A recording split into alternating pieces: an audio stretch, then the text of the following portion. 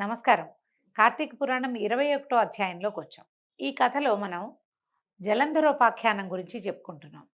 తులసి చెట్టు ఎట్లా ఉత్పత్తి అయింది, ఏ రకంగా వచ్చింది, ఎట్లా తులసి హరిప్రియగా మారింది అనే విషయాన్ని నారద మహాముని పృథు చక్రవర్తికి చెప్తున్నారు.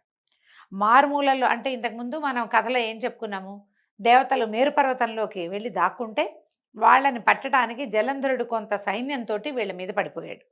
మారుమూలల్లో తలలు దాచుకున్నా కూడా వదలకుండా ముట్టడింప వస్తున్న జలంధరునికి భయపడిన వారైన దేవతలంతా పరిపరి విధాలుగా విష్ణుదేవత స్తుతి చేయటం మొదలుపెట్టారు. విష్ణు స్తుతి చేయటం మొదలుపెట్టారు. సకల దేవతలు చేసిన విష్ణు స్తోత్రం కార్తీక పురాణంలో కనపడుతుందండి. ఎన్నో విధాలుగా ప్రార్థించారు. నారదుడు చెప్తున్నాడు, ఇది కనుక ఈ స్తోత్రాన్ని కనుక చదువుకుంటే మనకి అన్ని రకాల కష్టాలు తొలుగుతాయట. అయితే సంస్కృతంలో ఉన్న దాంట్లోంచి తీసుకుంటే మనం తప్పులు లేకుండా దొరుకుతుందండి. అవకాశం ఉన్నవాళ్ళు చూడండి, పద్మపురాణంలో కనిపిస్తుంది. అయితే కూర్మాది అవతారములు ధరించిన వాడవు, సదా భక్తుల కార్యములు చేయటందు సంసిద్ధుడగవాడవును, దుఃఖములను నశింపచేయువాడవు, బ్రహ్మాదులను సృష్టించి వెలయింపచేయువాడవు, శంఖము గద పద్మము కత్తి ఆదిగా కలిగినటువంటి పంచాది ఆయుధాలను ధరించిన వాడు అయినటువంటి నీకు నమస్కారమగుగాక. భగవంతుని ఇట్లా ప్రార్థిస్తున్నారు. లక్ష్మీపతి రాక్షసారాతి గరుడవాహనుడు పీతాంబరుడవు అయినటువంటి నువ్వు యజ్ఞాదులకు కర్తవు, క్రియారహితుడవు, సర్వరక్షకుడవు అయినటువంటి నీకు జయమగుగాక. రాక్షసులచే పీడింపబడిన దేవతల దుఃఖమనే కొండని నశింపజేయటంలో నువ్వు వజ్రాయుధం వంటి వాడివి, శేషసేనుడివి, సూర్యచంద్రులే నేత్రాలుగా కలిగిన వాడివైనటువంటి ఓ వ్యాపనశీలుడవైన విష్ణువా, నీకు నమస్కారము, పునః పునః నమస్కారం, మళ్ళీ మళ్ళీ నీకు దండాలు పెడుతున్నాను తండ్రి అని ఇలా ఎన్ని విధాలో ప్రార్థించారు. ఈ విధంగా దేవతలతోటి కీర్తింపబడిన ఈ విష్ణు స్తోత్రాన్ని చదువుకుంటే కనుక ఎన్నో రకాల కష్టాల నుంచి కడతేరగలము అని చెప్తూ పృథువుకి ఈ రకంగా చెప్తూ నారదుడు మళ్ళీ పురాణ ప్రవచనానికి ఉపక్రమించాడు. ఇలా ఎన్ని విధాలో ప్రార్థించగా వాళ్ళ అరుపులు ఏడుపులు, దుఃఖంలో ఉన్నప్పుడు ఉండేది వేరే, కష్టం నెత్తిమీద పడిపోయినప్పుడు ఆ పిలుపు వేరేగా ఉంటుంది. మామూలు రోజువారీ ప్రార్థన వేరు, ఏదైనా కష్టం వచ్చినప్పుడు నువ్వు తప్పిస్తే నాకు ఇంకో దిక్కు లేదు, నీవే తప్ప ఇతఃపరం వేరుగా అంటామన్నమాట. నువ్వు తప్పిస్తే మమ్మల్ని కాపాడేవాడు ఎవ్వడూ లేడు అని వాళ్ళు చేస్తున్నటువంటి ప్రార్థన ఈయన చక్రపాణి చెవినబడ్డాయి. దేవతల కష్టాన్ని చింతిస్తూనే దానవులపై కోపం కలవాడై చెయ్యన్న తన చెయ్యని వీడి గరుడ వాహనంపై కదులుతూ, లక్ష్మి నీ తమ్ముడైన జలంధరునికి దేవగణాలకి యుద్ధం జరుగుతోంది, దేవతలు నన్ను ఆశ్రయించారు, నేను వెళ్తున్నాను అని చెప్పాడు. అందుకు ఇందిరాదేవి రవంత చెల్లించినదై, నాథా నేను నీకు ఇంత ప్రియురాలనై ఉండగా నీవు నా తమ్ముని వధించడం ఎలా జరుగుతుంది అని ప్రశ్నించింది. ఇప్పుడు జలంధరుడు లక్ష్మీదేవికి తమ్ముడు ఎట్లా అయ్యాడు? క్షీరసాగర మథనంలో పుట్టినది లక్ష్మీదేవి, సాగర సంగమంలో జన్మించిన వాడు జలంధరుడు. ఈ విధంగా చంద్రుడితో పాటు మన జలంధరుడు కూడా లక్ష్మీదేవికి సోదరుడే, ఆమె తండ్రి ఎందే పుట్టాడు కాబట్టి ఇంకా తమ్ముడని చెప్తున్నారనమాట. అప్పుడు రమాధవుడు నవ్వి, నిజమే దేవి, నాకు నీ మీద ఉన్న ప్రేమ చేత, బ్రహ్మ నుండి అతను పొందిన వరాల చేత, శివాంశ సంభూతుడు కావటం వల్ల కూడా జలంధరుడు నేను చంపదగినవాడు కాదు అని మాత్రం చెప్పి సర్వాయుధ సమీకృతుడై గరుడవాహనారూఢుడై అతి త్వరితంగా యుద్ధ భూమికి చేరిపోయాడు. మహాబలి అయిన గరుడుని రెక్కల విసురులకు పుట్టిన గాలి వలన రాక్షస సేనలు మేఘశకలాల వలె చెల్లాచెదరై నేల కూలిపోసాగాయి. అది గుర్తించిన జలంధరుడు ఆగ్రహంతో ఆకాశానికి ఎగిరి విష్ణువుపై యుద్ధాన్ని ప్రకటించాడు. ఈయన ఏం చేశాడు, జలంధరుడు యొక్క జెండాని, రథచక్రాలని, ధనుసుని చూర్ణం చేశాడు విష్ణుమూర్తి. అతని గుండెల మీద ఒక బాణాన్ని కూడా వేశాడట విష్ణువు. వేసేసరికల్లా ఆ బాధామయ క్రోధంతో జలంధరుడు గదాధరుడే ముందుగా గరుడుడి తల మీద మోదాడు. గరుత్మంతుడు నేల కూలేట ఆ దెబ్బకి. తక్షణమే విష్ణువు అతని గదను తన ఖడ్గంతో రెండుగా నరికి వేశాడు. విష్ణుమూర్తి ఖడ్గం పేరు తెలుసు కదా, నందకం అని చెప్తారు. ఆ నందకంతో ఆ గదని రెండు ముక్కలుగా చీల్చిపారేశాడట విష్ణుమూర్తి. అలిగిన అసురేంద్రుడు ఉపేంద్రుడి ఉదరాన్ని పిడికిట పొడిచాడు. విష్ణువుతోటి బాహుబాహవి యుద్ధం చేస్తున్నాడండి. బాహుబాహి యుద్ధం, ఒకళ్ళ చేతులతో ఒకళ్ళు కొట్టుకుంటున్నారనమాట. అక్కడితోటి జలసాయికి జలంధరుడికి బాహుయుద్ధం ప్రారంభమైంది. ఆ భుజాస్ఫాలనలకు, ముష్టిఘాతాలకు, జానువుల తాకిళ్లకి భూమి మొత్తం ధ్వనిమయం అయిపోవటం మొదలుపెట్టింది. భయావహమైన ఆ మనోహర కలహంలో జలంధరుని బలపరాక్రమాలకు సంతుష్టుడైనటువంటి విష్ణుమూర్తి, ఆహా ఎంత బలశాలివి నువ్వు, నీ పరాక్రమం నన్ను ముగ్ధుని చేసింది, ఏదైనా వరం కోరుకోమని విష్ణువు అనగానే జలంధరుడు చేతులు జోడించి, బావా రమారమణ, నీవు నా యందు నిజంగా ప్రసన్నుడవే అయితే మా అక్కగారైన లక్ష్మీదేవితోనూ నీ సమస్త వైష్ణవ గణాలతోనూ వచ్చి మా ఇంట్లో ఉండిపో అని ప్రార్థించాడు. తానిచ్చిన మాట ప్రకారం తార్క్యవాహనుడు తక్షణమే దానవ మందిరానికి తరలి వెళ్ళిపోయాడు. సమస్త దైవస్థానాల్లోనూ రాక్షసుల్ని ప్రతిష్ఠించాడు జలంధరుడు. దేవసిద్ధ గంధర్వాదులందరి వద్ద ఉన్న రత్న సముదాయాన్నంతటినీ స్వాధీనపరుచుకున్నాడు. వాళ్ళందరినీ తన పట్టణంలో పడి ఉండేటట్టుగా చేసుకుని తాను త్రిలోక ప్రభుత్వాన్ని నెరపసాగాడు. ఓ పృథు చక్రవర్తి, ఈ విధంగా జలంధరుడు లక్ష్మీనారాయణులను సాక్షాత్తు విష్ణుమూర్తిని లక్ష్మీదేవిని తన ఇంట్లో కొలువుంచుకుని భూలోకమంతటిని ఏకఛత్రాధిపత్యంగా ఏలుతుండగా విష్ణు సేవా నిమిత్తంగానే నారదుడు ఒకసారి ఆ జలంధరుని ఇంటికి వెళ్ళాడు. నారదుడు ఇట్లా చెప్తున్నాడు, నేను వెళ్ళానని చెప్తున్నాడు అనమాట. పృథురాజా, అలా తన గృహానికి వచ్చిన నన్ను జలంధరుడు చక్కటి భక్తి ప్రపత్తులతోటి శాస్త్రవిధిని సత్కరించి అనంతరము, ఓ మునిరాజా, నీవెక్కడి నుంచి విచ్చేశావు, ఏ ఏ లోకాలు దర్శించావు, నువ్వు వచ్చిన పని ఏమిటో చెప్తే తప్పక దాన్ని నెరవేరుస్తానని మాటిచ్చాడు. అప్పుడు నేను ఇలా అన్నాను, జలంధర, యోజన పరిమాణము పొడవు కలిగింది, అనేకానేక కల్పవృక్షాలు కామధేనువులు కలది, చింతామణుల చేత ప్రకాశవంతమైనది అయినటువంటి కైలాస శిఖరంపై పార్వతీ సమేతుడనైన పశుపతిని దర్శించాను. ఆ వైభవాలకు దిగ్భ్రాంతుడనైన నేను అంతటి సంపద గలవారు మరెవరైనా ఉంటారా అని ఆలోచిస్తే త్రిలోక చక్రవర్తిపైన నువ్వే స్ఫురించావు. నీ సిరి సంపదలు కూడా చూసి నువ్వు గొప్పవాడివో ఆ శివుడు గొప్పవాడో తేల్చుకోవాలని ఇలా వచ్చాను. అన్ని విషయాల్లోనూ మీ ఇద్దరు ధీటుగానే ఉన్నారు, కానీ ఒక శ్రీరత్నపుటు ఆధిక్యత మాత్రం నీకంటే ఆ శివుడి దగ్గరే ఉంది. శ్రీరత్నం ఉంది శివుడి దగ్గర అని చెప్తున్నాడు. ఈ అప్సరసలు, నాగకన్నులు మొదలైన దేవకాంతలు ఎందరైనా ఉందురుగాక, వాళ్ళంతా ఏకమైనా సరే ఆ ఏణాంకధారికి ప్రాణాంకస్థిత అయిన పార్వతీదేవి ముందు ఎవ్వరూ కొరగారు. ఏణాంకధారి అంటే ఏణాంకాన్ని లేడిని పట్టుకుంటాడు శివుడు, ఏణము అంటారు దాన్ని పట్టుకున్నటువంటి ఆయనకి ప్రాణాంకస్థిత, ఆయన తొడ మీదే కూర్చుని అట్లా సగంలో ఉంటుంది పార్వతీదేవి, ఆమెతోటి సమానం కారు.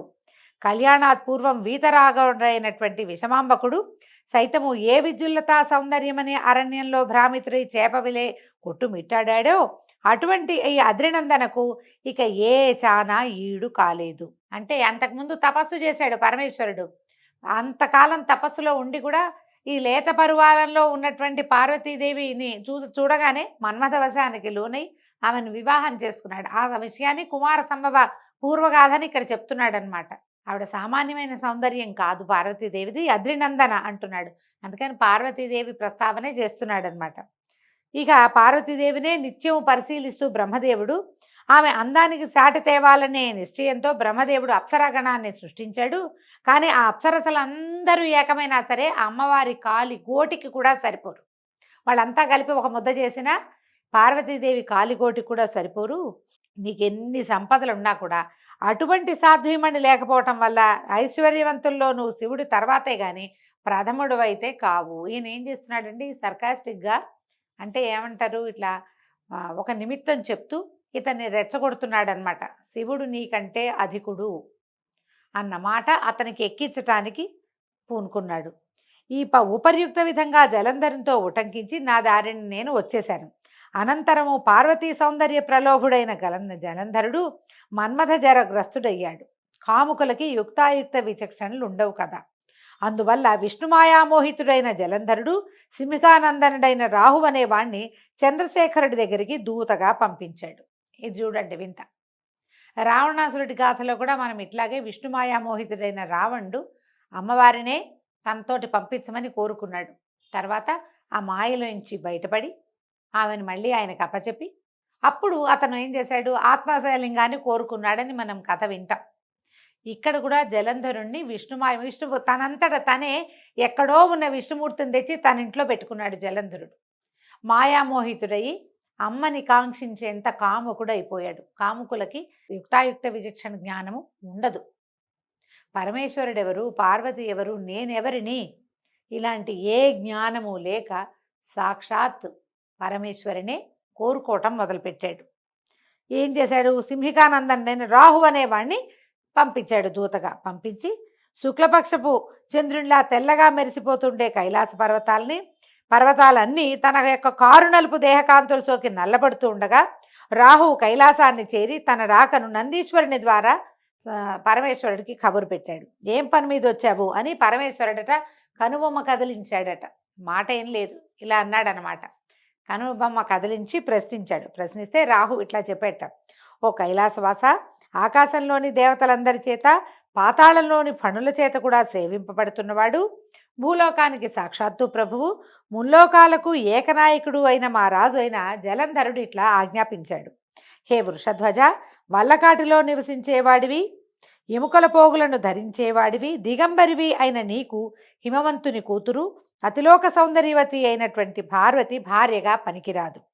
ప్రపంచంలోని అన్ని రకాల రత్నాలకు నేను రాజునై ఉన్నాను కాబట్టి స్త్రీరత్నమైన ఆ పార్వతిని కూడా నాకు సమర్పించు. ఆమెకు భర్తనయ్యేందుకు నేనే అర్హుడిని కానీ నువ్వెంత మాత్రము తగవు. ఈ రకంగా ఆయన ఏం చెప్పాడో ఆ వాక్యాలు ఈ రాహు ఇట్లా చెప్తూనే ఉండగానే ఈశ్వరుడి కనుబొమల వలన రౌద్రాకారుడైన పురుషుడు ఒకడు వేగవంతమైన పిడుగుతోటి సమానమైన ధ్వని కలవాడు ఆవిర్భవించాడు. ఆయన బొమ్మ ముడుచుకుందట. ఏమిటి ఇదేని? ఆ ముడిచిన కనుబొమలలోంచి ఒకడు పుట్టాడు. రౌద్రాకారుడైన వాడు ఒకడు బయటపడ్డాడు. పడుతూనేవాడు ఏం చేశాడు? ఆ పౌరుషమూర్తి ఏం చేశాడట? రాహు మీదకి లంఘించబోయాడు. రాహు భయపడి పారిపోబోయాడు. కానీ ఆ రౌద్రమూర్తి అనతి దూరంలోనే రాహువుని పట్టుని మింగబోయాడు. రాహుని పట్టుకు మింగేస్తున్నాడు. మింగుతుంటే రాహువు దూత అయిన కారణంగా వధించటం తగదని రుద్రుడు వారించటంతో ఆ పౌరుషమూర్తి తన ప్రయత్నాన్ని విరమించుకున్నవాడై శివాభిముఖుడై ఇలా అన్నాడు, పరమేశ్వర, నాకు అసలే ఆకలి దప్పులు ఎక్కువ, వీడిని తినద్దంటున్నావు కాబట్టి నాకు తగిన ఆహార పానీయాలు ఏవో నాకు సెలవు, మరి ఆహారం కావాలి కదా పుట్టిన వాడికి, సెలవివ్వమంటే హరుడు అతన్ని చూసి నీ మాంసాన్ని నువ్వు ఆరగించమని చెప్పాడట. శివాజ్ఞాబద్ధుడైన ఆ పురుషుడు తన శరీరంలోని శిరస్సుని తప్ప అన్ని భాగాల మాంసాన్ని తినేశాడు. శిరస్సు ఒక్కటే మిగిలిన ఆ మహాపురుషుని పట్ల కృపాళుడైనటువంటి నీలకంఠుడు, నీ ఈ భయంకర కృత్యానికి సంతుష్టుడనయ్యాను, ఇక నుంచి నువ్వు కీర్తిముఖ సంజ్ఞతోటి విరాజిల్లమని ఆశీర్వదించాడు.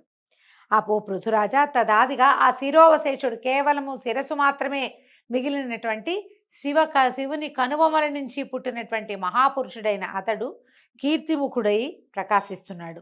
తర్వాత అంతేకాదు, ఇకపై ముందు నిన్ను పూజించకుండా నన్ను అర్చించిన వారి పూజలన్నీ వృధా అవుతాయి కాబట్టి నన్ను అర్చించదలిచిన వారు మొదట కీర్తిముఖుని పూజించాలని ఈశ్వరుడు శాసించాడు కూడానట. అలా కీర్తిముఖగ్రస్తుడు కాబోయిన రాహువును శివుడు బర్బర స్థలమందు విముక్తుని చేయటం వల్ల తదాదిగా రాహువు బర్బరుడనే పేరుతోటి ప్రసిద్ధి చెందాడు. ఇక ఆ మీదట రాహువు తనకది పునర్జన్మగా భావించి భయ విముక్తుడై జలంధరుని వద్దకు వెళ్ళి జరిగిందంతా పొల్లుపోకుండా చెప్పాడు. ఇప్పుడు చూడండి, కీర్తిముఖుడు, మనము ఏవైనా కట్టడాలు కట్టేటప్పుడు ఓన్లీ ముఖమే ఒకటి ఇట్లా భీకరంగా ఉన్న ఒక ముఖాన్ని చూస్తాం. గమనించండి, ఆ అతనే కీర్తిముఖుడు. ఈ శివాలయాలు అన్నిట్లలో కూడా, అంటే చిన్న చిన్న శివాలయాల సంగతి నేను చెప్పలేను, కానీ పురాతన శివాలయాల్లో సోమసూత్రంతో ప్రతిష్ఠ చేయబడినటువంటి అన్ని శివాలయాల సింహద్వారాల మీద కేవలము ముఖం ఉన్నటువంటి ఒక రౌద్ర స్వరూపం మనకి కనపడుతుంది. రుద్ర రూపమే, కానీ ఎట్లా ఉంటుంది? కళ్ళు పెద్ద పెద్ద విశాలమైన నేత్రాలు, పెద్ద కనుబొమ్మలు, కోరలు కలిగి పెద్ద పెద్ద మీసాలతో ఉన్న ముఖావశిష్టుడు మాత్రమే, ఒక ముఖం మాత్రమే కనిపిస్తుంది. ఆ ముఖమే కీర్తిముఖుడట. అతన్ని చూసే మనం శివాలయంలోకి శివదర్శనం చేసుకుంటాం. పరమేశ్వరుని ఆజ్ఞ చొప్పున అతనికి ఆ రకమైన ఇది లభించింది. దీంతో 21వ రోజు పారాయణ పూర్తయిందండి. రేపు ఉదయం 22వ అధ్యాయంతో మళ్ళీ కలుసుకుందాము. నమస్కారం.